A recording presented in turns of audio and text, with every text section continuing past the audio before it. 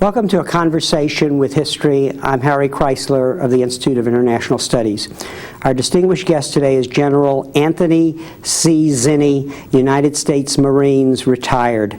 For 39 years, General Zinni etched a distinguished military career. His last assignment was as the 6th United States Commander-in-Chief, the Central Command. General Zinni, welcome to Berkeley. Thank you, Harry. Where were you born and raised? I was born in a small town outside of Philadelphia called Conshohocken, and raised there. And how did your parents shape your character, do you feel, in retrospect? Well, they both immigrated to this country, both very young when they came, actually with my grandparents from Italy. I think we had a very warm and close family. My parents taught me a lot about the values that carried me through life, and I think that close family relationship and their sense of values, the importance of integrity in your word, and all things that I carried with me. Were there any professional military in your family as you were growing up? Not professional, but all the men in my family had served in one way or another. My grandfather in the Italian Army, and my father was drafted in World War I here in the United States and went over to France. My brother in Korea, cousins in the Pacific and Europe during the Second World War. So they had all served. And what, when you were growing up, any books that you read that you remember even now that influenced you in terms of choosing your career? You know, I don't think it really came down to books that I read, but I remember some movies that I saw, and I really felt like I wanted to do something different. I wanted to not do what normally was done in my small hometown, get a job in the local mill and hang out at the local firehouse and everything else. I wanted to seek adventure and get out. And the military, because I saw a number of movies, especially the World War II vintage movies, seemed like a place to strike out, seek adventure, and to find yourself. You know. Did you have any mentors or school teachers that you remember in retrospect who really helped influence you? I went to a Catholic college, Villanova, and we had several priests that had been chaplains, some with wartime experience in the 82nd Airborne and chaplains in the Navy. And I think they had a great deal of influence. And my brother was a hero of mine, and my older brother, and had served in Korea, and my father. You know, so the military, the stories I would hear from uncles and cousins, especially those that had served in combat, always fascinated me and influenced me. And from this sense of tradition in the military, you say somewhere that I read in a speech that you gave that you developed a sense of the military as a calling, really, as opposed to a vocation. I did. I mean, I think the Marine Corps instilled that into me right away, that this wasn't a job or a profession, that really it was a calling. I mean, it was akin to the priesthood. And I think Marines tend to, if any service, think about it that way. It's a real commitment, and it's not done for material motivation at all, obviously. So when did you say, that's it, I'm gonna do this? Later, when you were an undergraduate, or even younger than that? No, even younger than that. I mean, actually, my first day on campus, I was what we called a day hop. I commuted to college. And where were you at school? I was at Villanova. Right. And a friend of mine said, well, most people join some sort of military organization while they're here. We had an ROTC program on campus, and the first day I wandered around and found these Marines standing in their dress blues in our local coffee shop there, and with a recruiting poster, and I joined something called the Platoon Leaders Course. We went away in the summers for training at Quantico, and really had nothing on campus. It was really summer training. You were really a reservist and an enlisted reservist, but upon graduation you were commissioned as second lieutenant and went off to officer training. So what was Vietnam your first tour of duty once you were in the Marines? No, actually I had joined the Marine Corps before Vietnam, and really Vietnam started to heat up after I had gone off to officer training. While I was in officer training at Quantico, the Marines had landed in some forts. There had only been advisors and some helicopter units in before, and all of a sudden there was a major war. Actually, the Dominican Republic and the use of the Marines in there had occurred too at the same time. So while we were all at training in Quantico, there were things happening around the world. You know, we were getting excited about As you went into the training, was there anything about it that surprised you or not?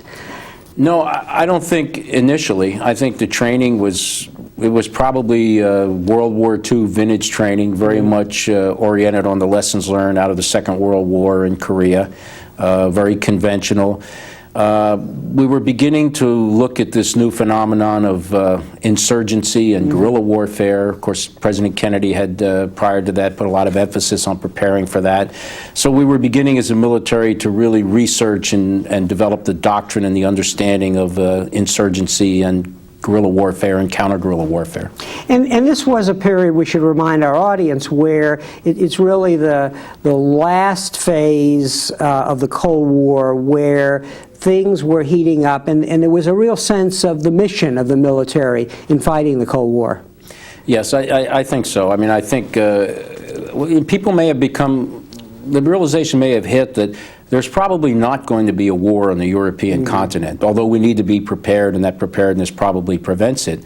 But it was in neither side's interest to do it, so it would be fought on the margins or on the edges, and maybe fought through surrogates. So places like Vietnam, Korea before that, people were talking about a domino theory, you know, that if one fell, many would fall. But it seemed that the Cold War was reaching out to the edges, and that's where it would be fought, and through this means of insurgency and counterinsurgency.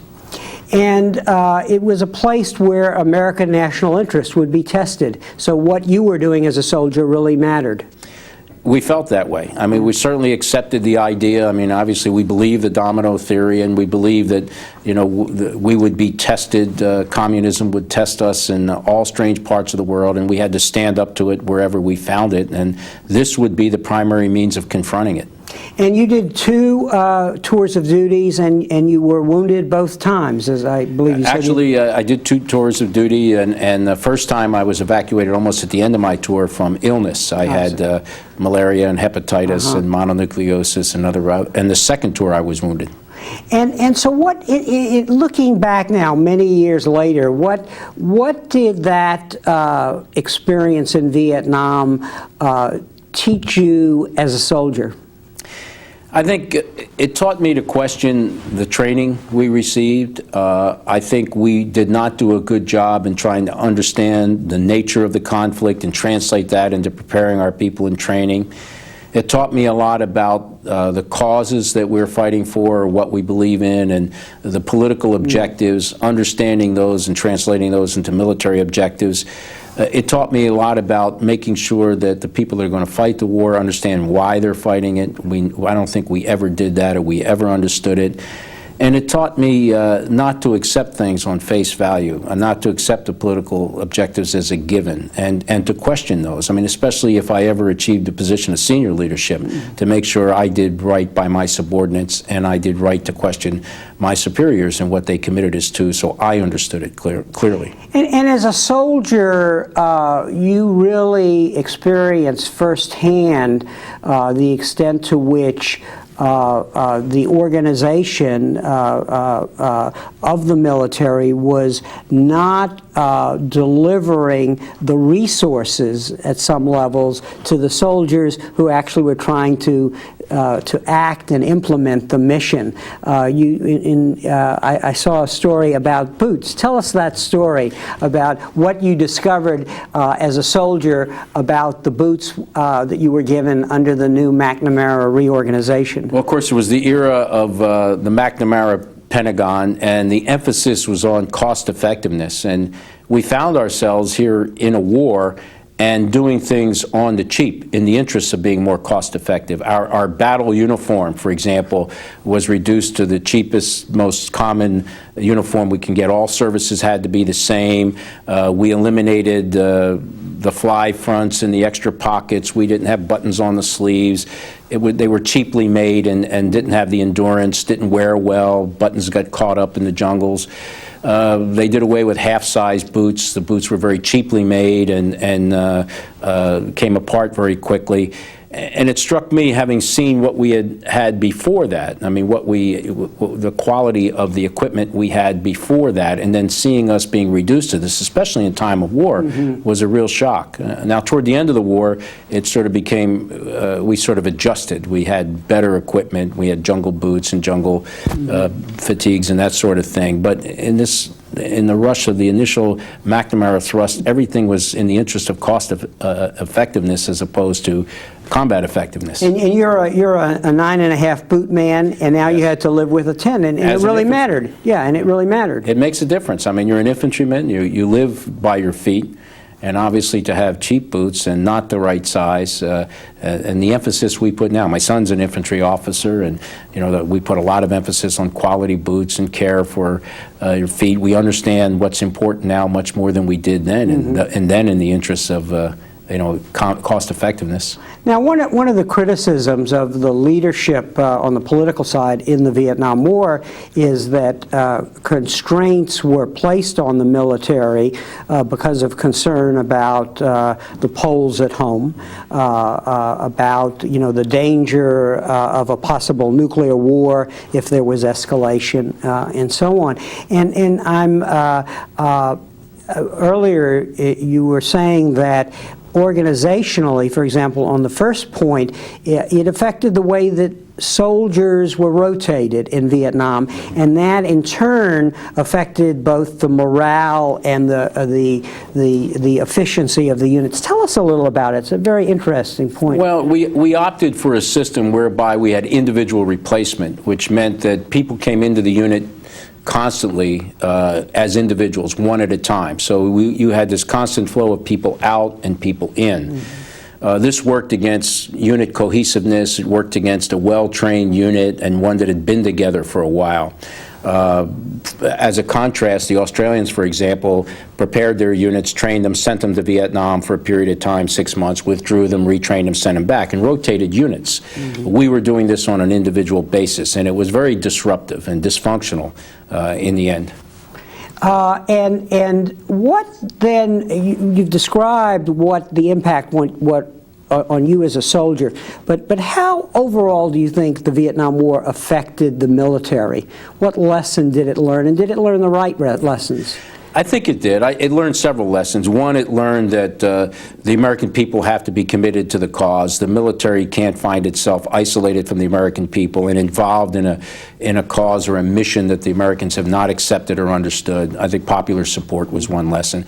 I think we learned that we have to prepare for the war in the right manner, that the military tasks have to be aligned with the political objectives. If they don't fit, you have an obligation, the senior military leadership has an obligation to tell that clearly to the political leadership.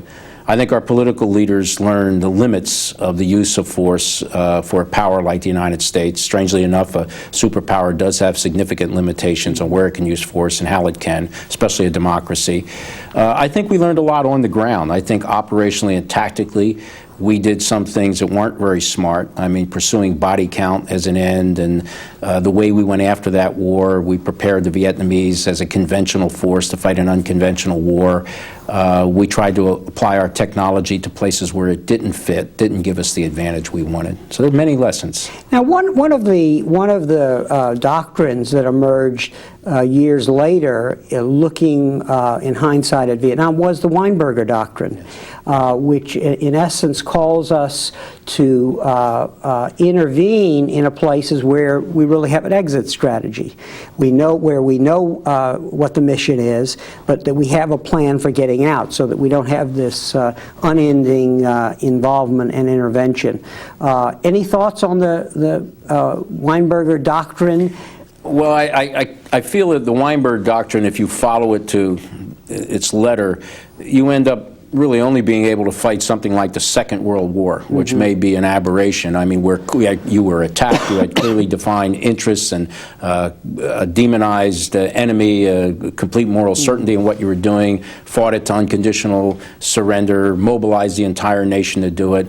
I think that's an aberration. And when you try to write a criteria for commitment of U.S. military forces, you tend to write toward a World War II model. Unfortunately, the world's not like that today. We find ourselves in places in the world where our interests require maybe limited application of force, involved in strange missions difficult to define, missions difficult to find end state criteria and exit strategies. So it's much more difficult now. It's not that clear. So I think we find political leaders that see that they have a need to become involved and to intervene, but don't know how to do it as cleanly as that doctrine would lead you to believe you can. You're suggesting, and you have suggested, that it's harder in some ways for a young soldier today than it was for you as a young soldier back then when you started. And we've touched on some of those issues already, that the mission isn't as clear. You speak of almost a sense of tradition also that you had as a soldier and so on. What other particular dilemmas arise for a young soldier? Well, I think, of course, when I was a young Marine, we had a clearly defined enemy. It was the Cold War. We knew who the enemy was. What we had to do was fairly clear. We were in an organization that still had the blush and bloom of the victory of the Second World War on it, although it may have been 20 years removed. I think things were much simpler and clearer. Today, my son, who's a second lieutenant, finds a much different world. There is no clear threat out there. There are a whole series of new kinds of non-traditional threats, transnational threats, fuzzy missions that the military may be involved in, greater leadership challenges. The military is far more technologically advanced. Life in the military is far more complex and complicated for all sorts of reasons.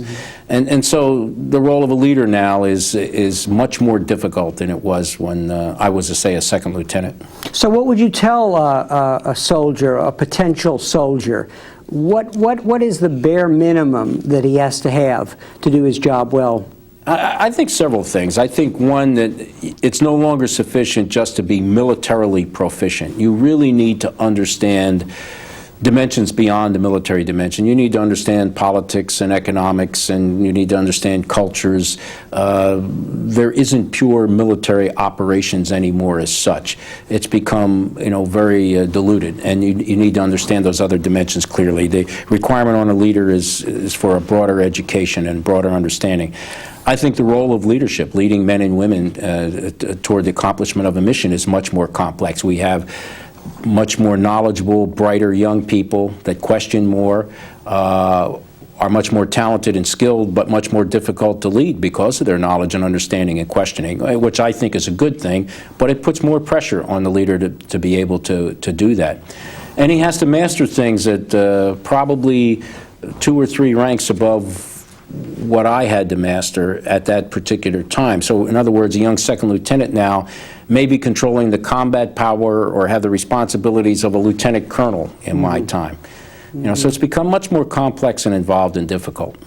In a minute, let's talk about these new transnational threats, which you, in the latter part of your career, have really addressed in very important ways. But before we do that, every soldier and you have had to deal with this particular relationship of the military to U.S. society. Let's talk a little about that, because this has changed over time during your career. And I know, for example, that one of the things that we hear again and again is really the need for political will. In other words, that the political leadership has to be clear about what it wants to do, and often that's not the case. Yes. Well, I think it's important that American society and the American military not get far apart. But a number of things have happened that could cause us to drift apart, and I think really have caused us to drift apart somewhat.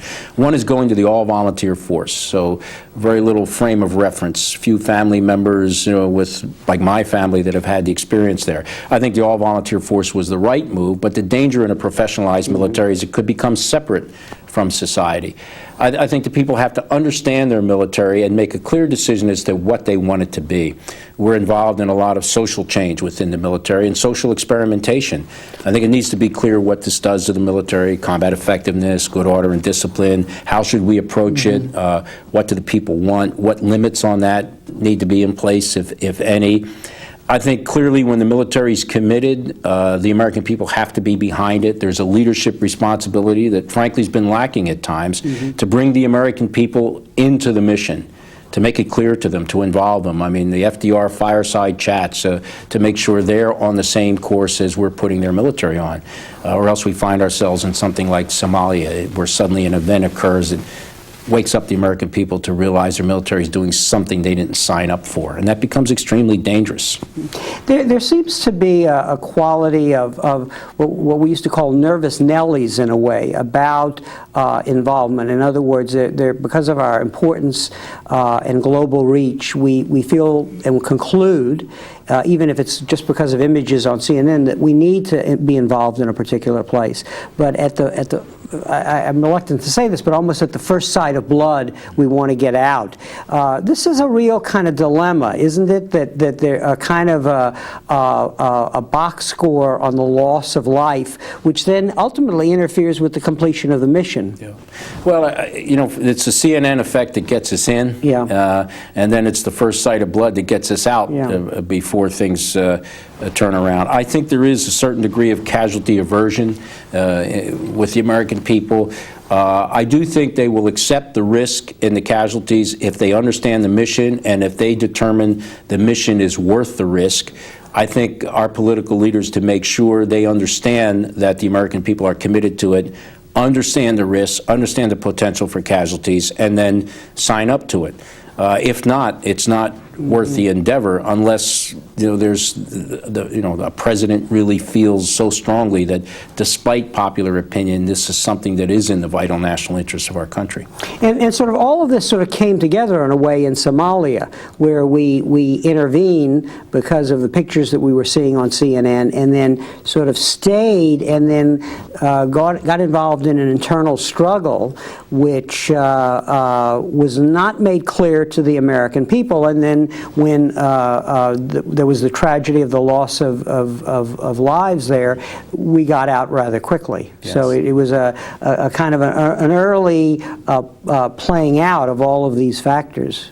I think we can become victims of our own success. I mean, the first intervention into Vietnam was for strictly limited humanitarian reasons. Somalia.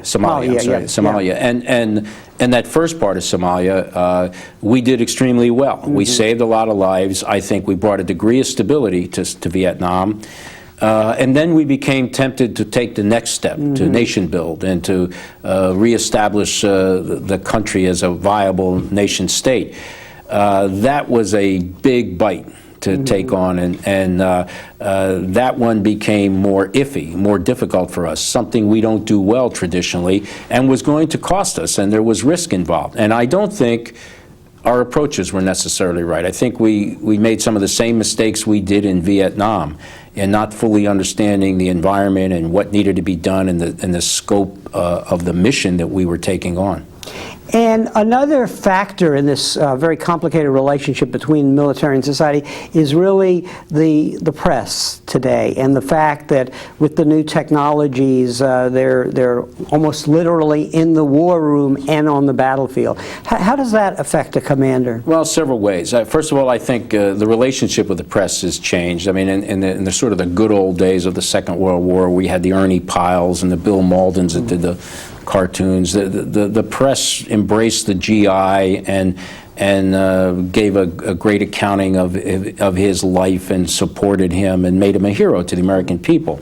We lost that in Vietnam, and I don't think either side is to blame. The military, I think the nature of the war caused that to happen. There's greater transparency now. Obviously, technology allows the battlefield to be brought home into your living rooms immediately. Sometimes the situation could be more clear in a living room than it is in a Pentagon headquarters, because of the layered way reporting comes in and the rapid, fast, vivid images that can be projected. I always told my subordinate officers that the media is like the terrain and weather. It is a fact.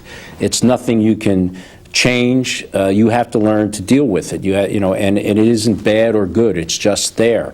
I don't think we should put limits on the press unless it's for security reasons or for reasons of risk. In a case of an operation, we value freedom of the press. It's something we are fighting for. It's part of the constitutional rights that we swear our allegiance to.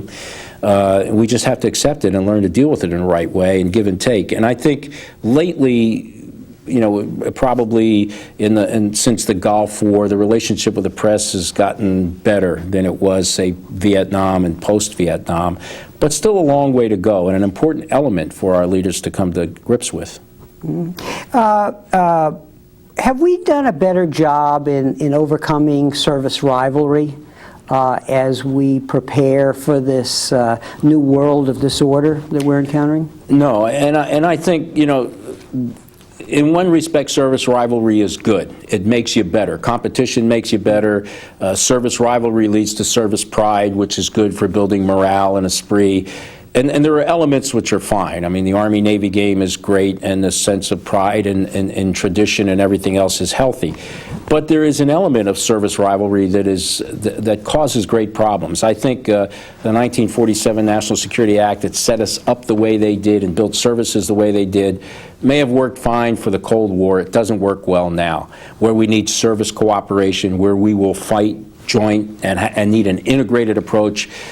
The remnants of the Cold War structure work against that. The services spend more energy and time sort of working against each other than learning how to work with each other.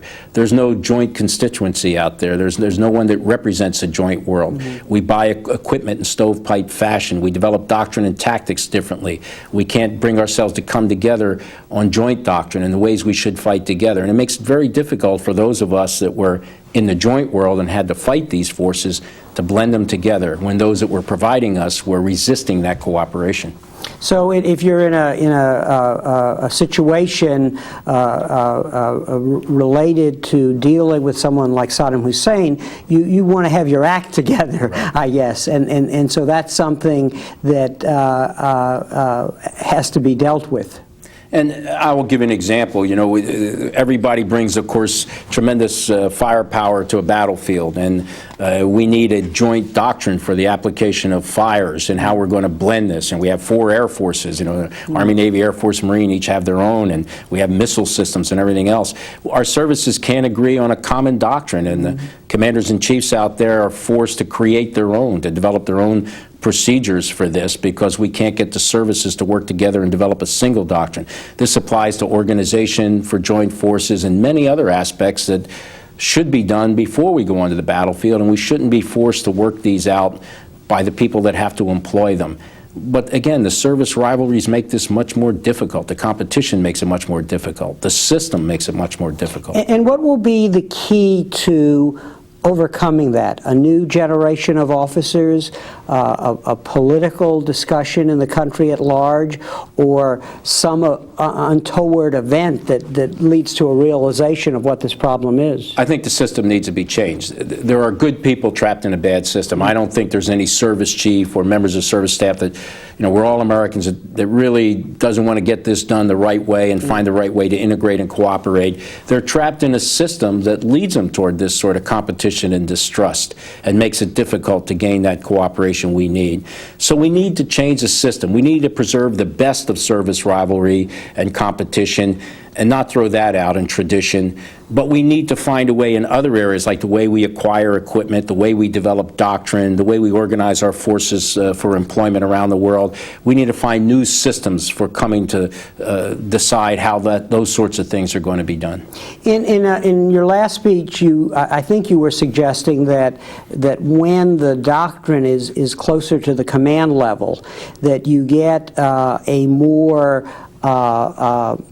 enriched view of how to respond to situations, as opposed to some of the theoretical thinking of what we can do in the world. Is that fair? Well, that's fair. I mean, I think anyone would tell you that the realities of the battlefield sometimes differ from the theory and the theory you're given. That's something I took away from Vietnam. A lot of the techniques or tactics I was taught did not apply. Now, whether they were from another era or another environment, from a different kind of war, but they weren't translatable to the kind of war I was fighting. And I think it's always important not to lose that sort of common sense infusion of reality into what you're deciding. Too often we have people in isolation that develop theories for fighting that don't stand the test of reality on the battlefield. So that blend of realism and experience has to be brought into, taken into account with those that are developing the theory and the doctrine. When you left the Corps last year, in your final speech, you said some interesting things, which I think is a good entry point in talking about some of these emerging transnational threats. You said, in still trying to fight our kind of war, be it World War II or Desert Storms, that is the wars that were most successful in our past, we ignore the real war-fighting requirements of today. And you mentioned the various operational maneuvers at sea and land battle plan, but you say, but it ain't going to happen that way. We're going to be doing things like humanitarian operations, peacekeeping, and peace enforcement. We'll have to respond to some kind of environmental disaster, or put a U.S. Marine or Army battalion in a place on the Golan Heights embedded in a weird, screwed up chain of command. You're really suggesting that that part of this realism that you were just talking about is really looking at the actual situations that we have to deal with in this new world of disorder, as opposed to being prepared to act as if the Cold War was still going on. Yeah. I have two favorite quotes. Both of them are from Sir John Hackett's book and dealt with the end of the First World War. Of course, a horrible experience, but one British officer said, "Thank God the war's over, we can get back to real soldiering." And a Russian archduke that said, "The trouble with wars is it ruins the army." You know, and this is almost the mentality we have. We want to fight the good war. We want to go back to the clean war where the criteria was all met, the countries behind you, the missions were clear, the causes were noble, the enemy was evil. It just isn't that kind of world now. The threats are different. They're non-traditional. They're ones we haven't experienced before. The application of the military isn't as direct as we would like it, and our theory and doctrine presents it. It's overlaid and mixed with politics and economics and humanitarian and cultural issues. It's a very different world out there, and our interests and conflict and instability all are defined differently. The nature is different. And so the application of military force to this has to change to adapt to that. We haven't made those changes. We haven't accepted that, either politically or, you know, in a military sense, and the need to develop the techniques and the tactics to deal with this. We've resisted it.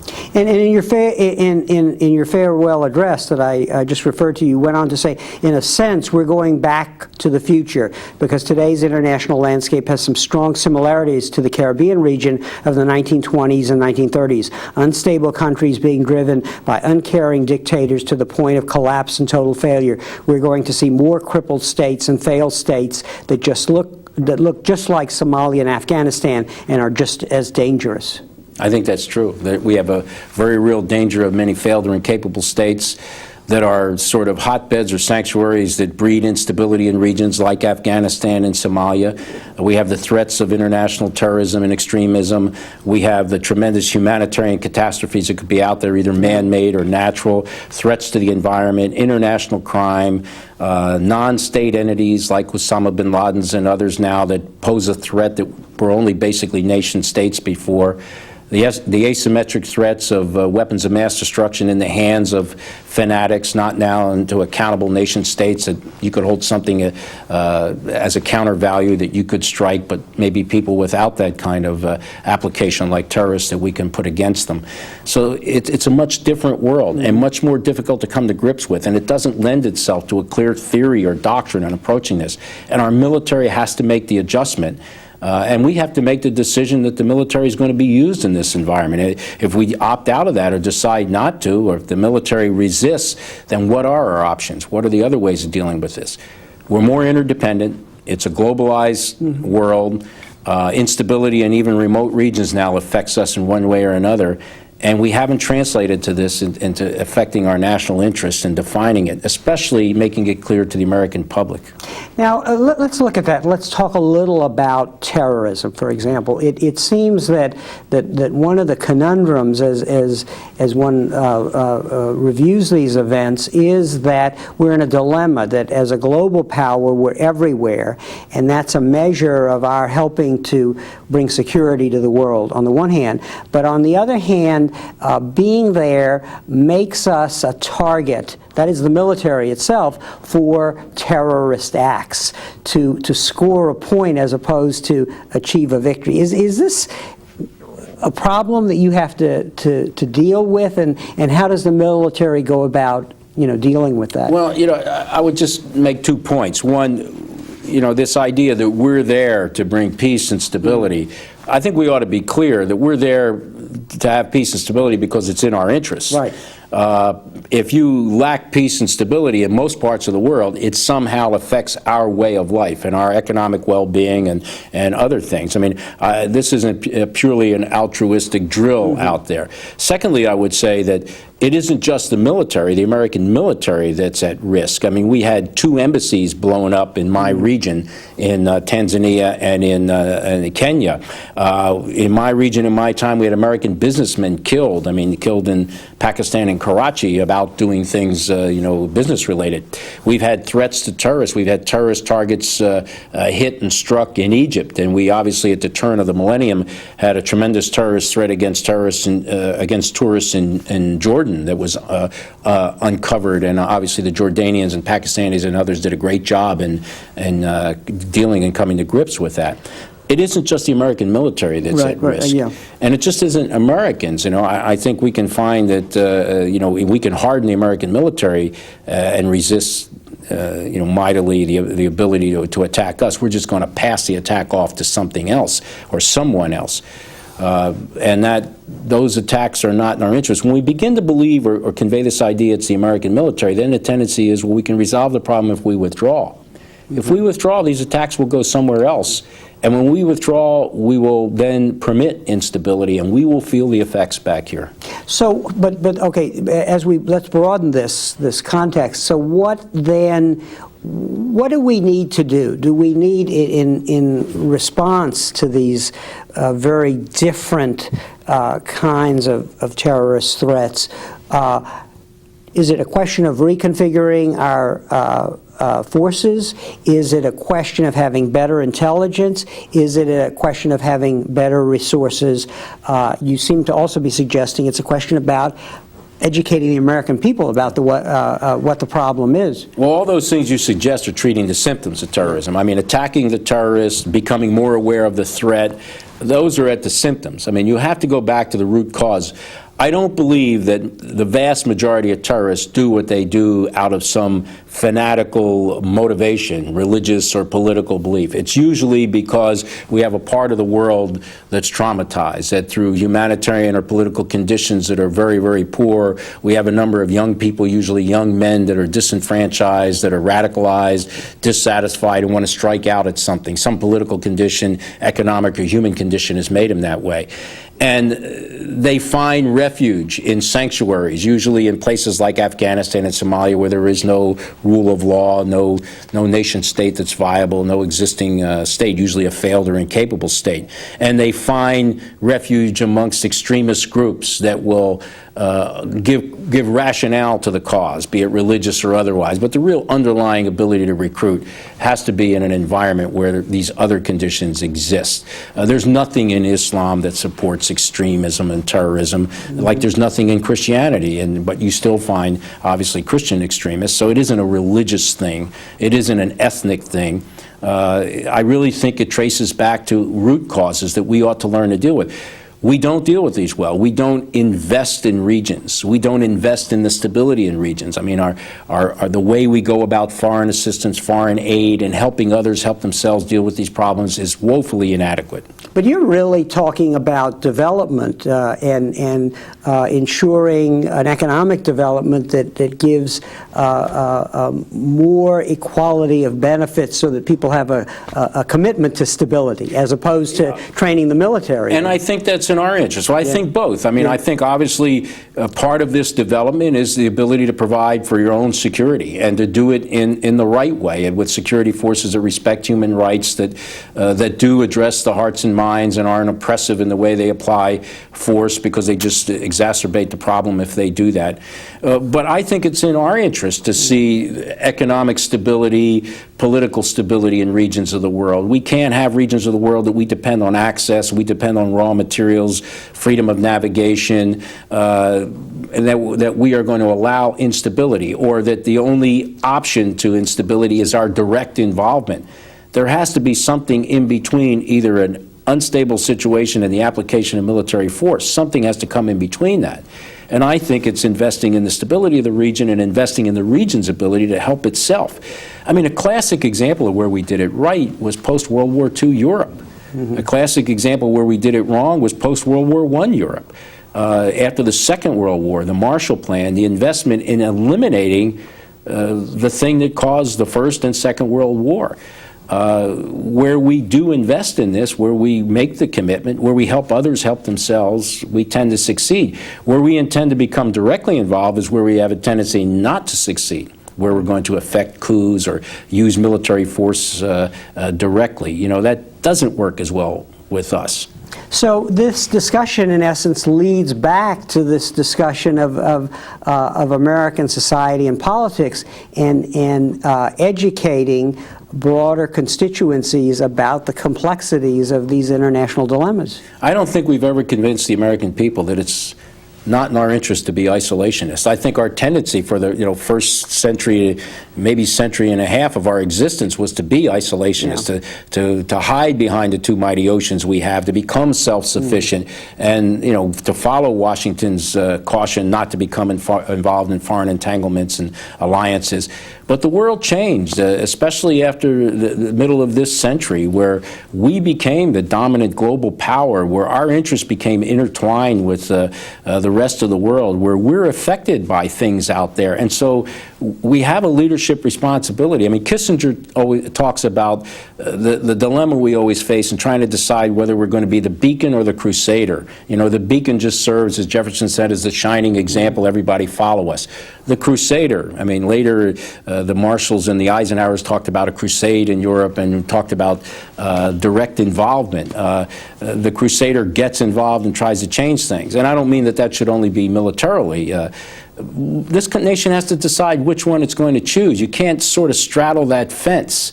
We can't have congressmen that take pride in not owning passports, that resist that, and then complain when destabilizing things happen around the world, and then hold military people accountable who haven't been given the permission or the wherewithal or the resources to engage and to shape things out there, to change them from the beginning.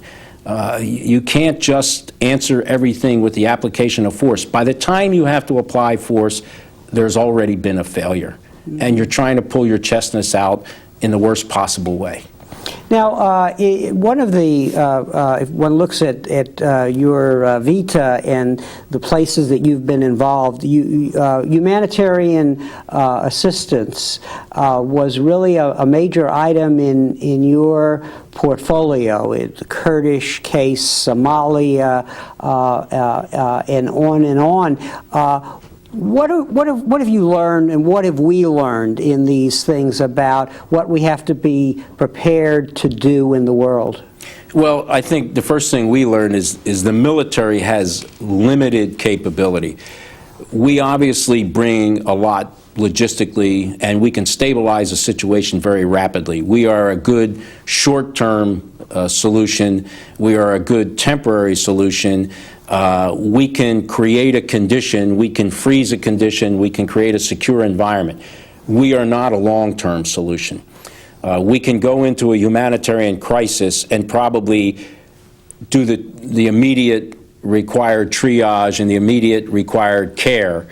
We can't provide for eliminating the causes of that condition and to rebuild nations, rebuild economies, eliminate in the long term internal strife and squabbling. Then you begin to overlay this with politics, economics, nation building, and that becomes difficult. It's not something our military is very good at doing. It's something that we resist. We can be part of that solution in the long term. It takes a lot to commit to it. I think we need more involvement and capability in our international organizations like the UN to do that. It'd be nice if we owned up to our responsibilities there. And if we want to see change and we want to see burden sharing, then we need to support the organizations that can create that capability. But the military alone as a solution to these problems, ultimate solution other than an immediate fix to an emergency problem, it's not a good solution. And how do we educate some of our political leaders about the need for multilateral involvement? Because at least some American leaders really don't want that. They want the U.S. to really just go in under its own command. I don't think that's a good idea, and I don't think most American political leaders think it's a good idea. We go out of our way to gain international legitimacy. We seek that UN resolution. We seek coalitions of the willing to accompany us in there. Matter of fact, one of the burdens military people have is the multiple flags you have to deal with. Oftentimes, people that commit forces to the operation that bring nothing positive or value to the operation become more of a burden, but the value of the flag and the value of the international community being behind the cause is considered important, and I think it is, and sometimes you make some allowances for that. And I think we should always seek that. We should seek it not only because it's wise in terms of burden sharing, but it gives us international legitimacy. It helps train others and bring them into accountability for especially things in their region that need to be stabilized and cared for. But should we do that under multilateral command, or do you not see that as a problem? I don't see that American forces can be under command other than the U.S. And I think you can make the arrangements so that doesn't happen. I mean, I think the political umbrella has to be usually an international organization. I think in some cases it could be the UN. Where we have strong alliances and build the right command relationships like NATO, then it can be arranged that our forces can be under NATO command, because obviously we have Americans in the ultimate command positions in NATO too. I think elsewhere we ought to look at American support, where we train, organize, and equip and help others. When the emergency comes, we provide support functions like intelligence, strategic lift, logistics, communications, but we build the capability for others to do it. Places like Africa might be a classic example. We have some countries that are very willing to commit forces. Kenya was a good example, and Sierra Leone, but they need equipment, they need training. There are political organizations on the continent there, ECOMOG, the EAU, and others that want to develop a capability. We just aren't forthcoming enough with the resources and the training and providing the understanding on how to deal with this and to make it viable where we don't have to step in and where we can be more in a support role. So I think we have to look at regions of the world and decide whether it's ultimately a NATO, where is an organizational alliance we're committed to, whether it's a place where we have sort of a conditional alliance like we do in the Persian Gulf, where it's important to us and where we will take a leadership role and put troops on the ground, or whether it'll be a place where we will help develop and support the mission under some entity, but not be directly involved with boots on the ground, maybe. So flexibility and thoughtful purpose in acting differently in different places. And I think it's sort of a focused regionalization. Look at the region, look at our national interests, our willingness to commit and support operations, what will the market bear, and then develop the capability based on that. And I do think we can develop those capabilities. There are those that argue that, well, if Americans don't put boots on the ground and at risk, others won't follow. I don't agree. I mean, you see that in Africa. You can see it in Sierra Leone. We could have supported that operation and helped train and build the force to deal with that. They're in there now and committed, but they're ill-equipped to handle it. Yeah. Now, one other item that has been in your portfolio, which is the case where it looks more like the old mission, and that is dealing with rogue states like Iraq. What have we learned there? What have you learned in your experience? I mean, this is clearly a place where force in the traditional sense has to matter, and so on. But there is this frustration of being constrained in getting the job completely done, whatever that is. I mean, it's a moving target. Comment on what lessons you think we should have learned for this new problem set in the post-Cold War world? Well, we're always going to be confronted, I think, with the problem of regional hegemons. People like Saddam Hussein or Kim Il-sung, Kim Jong-il now, and others that have designs to either dominate the region or to do something that's destabilizing in the region. Iran, and arguably changing now and moderating. How do we deal with these? I mean, obviously one option is the application of force and to resolve it through force. And ultimately take it to the Capitol and change the regime. Or, as we did in the case of the Gulf War, at least eliminate the threat and then deal with the problems of the regime remaining. If we're going to adopt sanctions and containment, we have to understand that's long-term, it's very messy, it's tough to get support, it has its ups and downs. Strangely enough, we've been successful with containment. We contained Cuba, North Korea, the Soviet Union for almost 50 years. But containment is messy, it's expensive, it presents political problems. There's always a series of crises that mount during that. It's tough to keep an international coalition together to maintain it, and we tend to end up being alone almost as we are now, with the exception of perhaps the British and some of the Gulf states that support our mission in Iraq. But we have to be clear as to what we're going to do over the long term. If we're going to accept containment, we need to accept it for the long term. If we're going to accept a military solution to the problem in the short term, then we've got to take it through to its conclusion.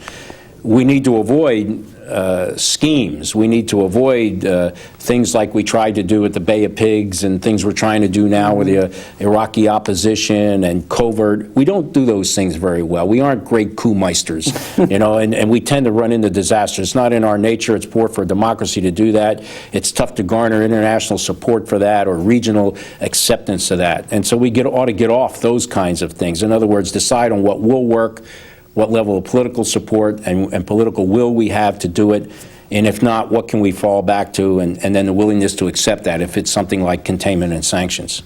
I hear you saying in a lot of these areas that the military component really has to be part of a broader political, economic, social strategy, whatever the problem is, and very importantly, it has to have the support of the American people. I mean, those seem to be sort of crucial in this very kind of sophisticated, nuanced thinking, which in part is one of the lessons of Vietnam.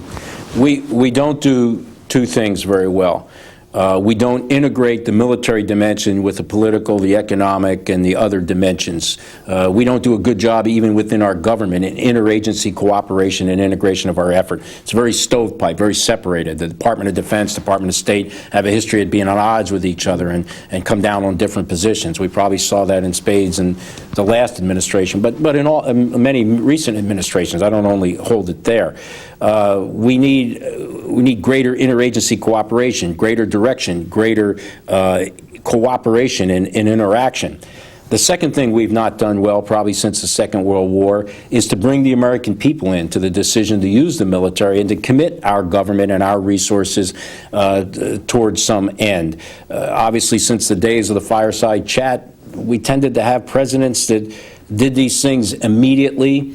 Even though the crisis may have been looming and our interests were clear, we didn't take the time to educate the people and to condition them and to bring them along.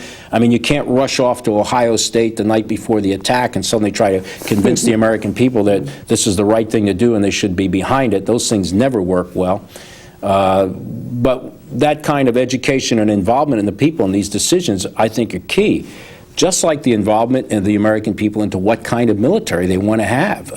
The Americans, I think American people are confused. They're torn between trying to understand what we should look like socially and what limitations or restrictions we should or shouldn't have, what's right or wrong, what affects our ability to conduct our mission or not, how we should be used or not used. They hear this cacophony of sounds of all different approaches, more involvement, less involvement, only to fight wars, more broadly applicable and to other kinds of missions, and they're confused.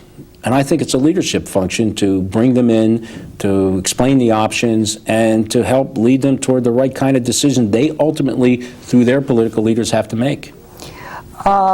If students watch this videotape or read it on the web, what lessons might they learn from this very interesting story about yourself that you've just told us? One is there's a real lot of learning going on if you're going to be a soldier. What else?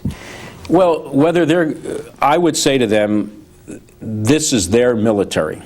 They need to understand it. They need to know it and understand what they want it to be and what it should be. They need to understand their world and what our role is and what's in our best interest in this world and how this military should be applied. As a soldier, I'm an instrument of the American people, and the instrument is expressed through the political decisions that are made. But ultimately, it comes back to them. For me, what I have felt in my career, which really spans the pre-Vietnam era through now, is this sort of dislocation we've had, the military and society, that we hadn't had before. We can't let this exist. I fear we're even growing further apart, and many things like the all-volunteer force and many other things may have caused that. We need to bring the American people and their military closer together. They need to understand it, be involved in the decisions that affect it, be involved in the decisions that are made on its employment and uses. They need to embrace their soldiers and make sure that they feel like they're citizen soldiers and have the backing of the American people in whatever they do and are protected by the American people. And I would say that's the most burning thing I take away from the last 40 years. Is we oftentimes neglected that. I blame our political leaders. I blame the military leadership, too, in many ways. After Vietnam, we isolated ourselves in many respects. There was a deep resentment between society and the military and those who felt they went off and did their duty and maybe weren't appreciated. Both sides had a lot wrong and a lot right to what they did. But that needs to be healed, and we can't let that happen again. And the American people have to be much more conscious of their military.